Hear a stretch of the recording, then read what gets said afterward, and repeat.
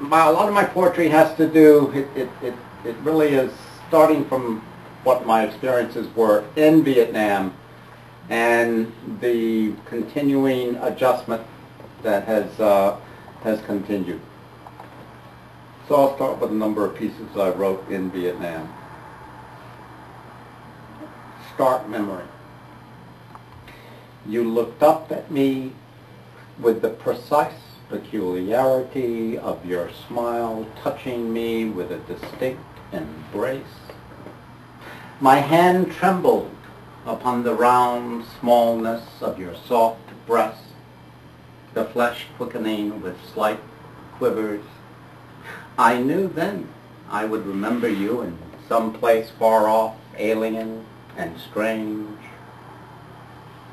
Now, in this early morning light, drowsily munching stale sea rats, I am comforted by your stark memory, gazing at silhouettes of shredded Kong dangling mute in concertina wire.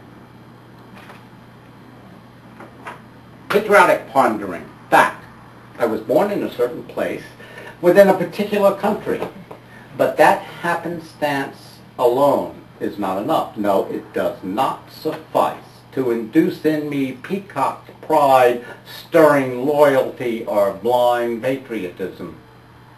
Indeed, somewhat thankful I am for it. Now I serve it in a war-torn land, distant and strange and unnecessary, where I might just die for it. Or so the newspapers shall say, gallantly waxing trite rhetoric and hollow pomp. I'll just be dead. Small comfort to my next of kin. Soon I may return to it and perhaps be happy in it for a while, but that won't make me stay. I may very well leave it. Not quite ready yet to fully accept, to be definitively sure that some other place, other than it, far off or near, isn't greater, better, or more relevant. Chief nurse.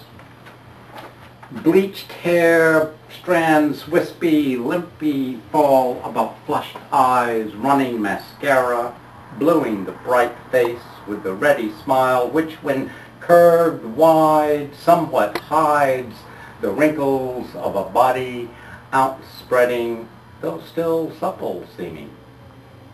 Here in flare flickering shadows, in frantic base camp of officers' club, while pouring can after can of San Miguel down my unquenchable throat, I imagine her name is Marge.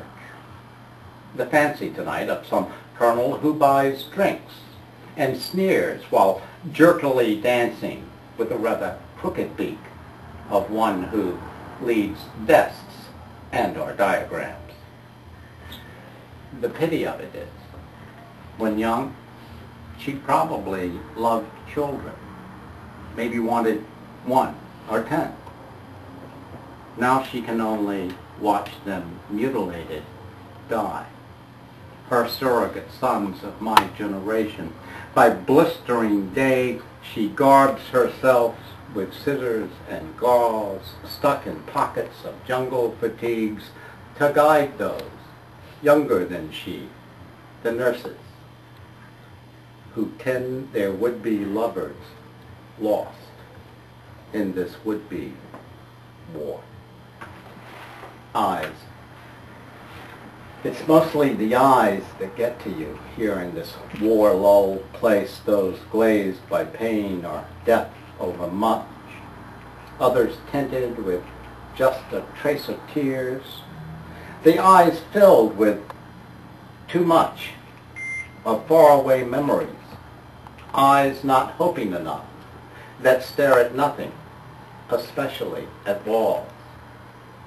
But the eyes that bug you the most are the moon-filled eyes of the children, full belly, with malnutrition, which barely are touched by slightly gleaming of the tiniest spark of an always smile.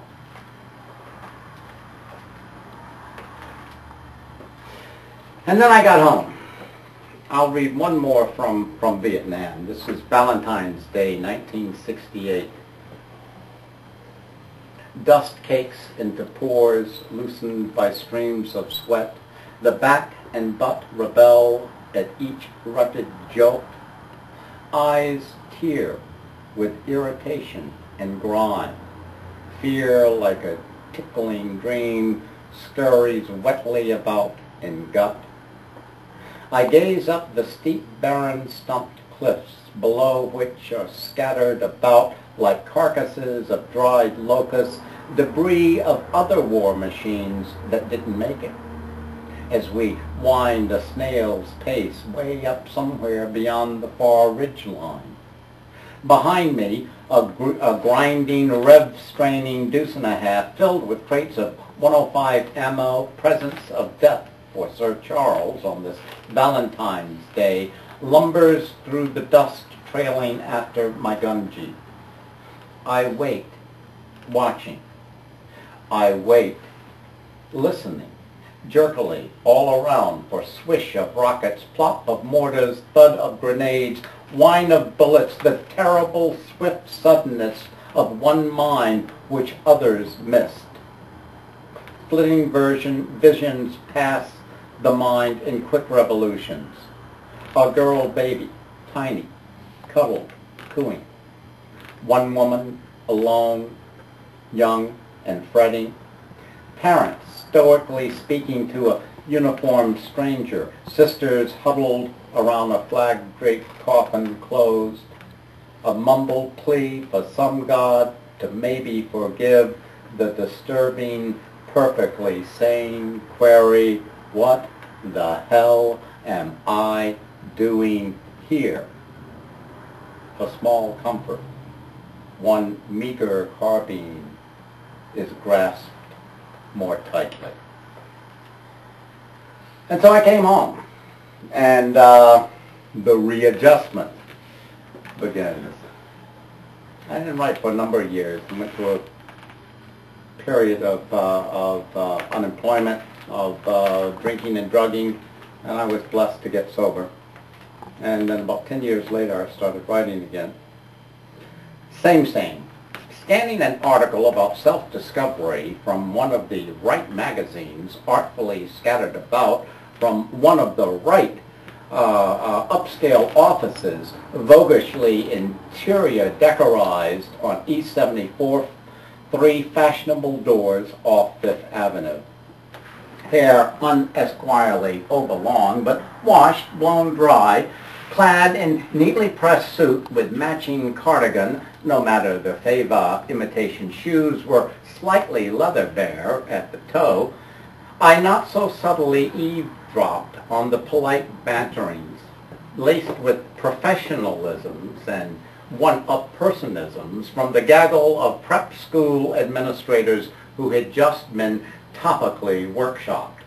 One in Bloomingdale's and Estee Lauder queried the young Lord and tailored harpy, 20 years at least my junior, about her lover's career adventures. She chiefly smiled, shrugged a padded shoulder, and with a Calvin Klein pose, she laughingly replied, same. I was dumb-bolted by the incongruous response. Flashed back over 2 decades to that far-off bad place, made to present again, I clenched away tears, sprung from memories of strewn earth after napalm and blood-red open sewers, wondering how in eternity she knew that phrase. Same was what we said all the time. It was a very, very common expression, not only by the American soldiers, but by the Vietnamese as well. And it's very, very incongruous.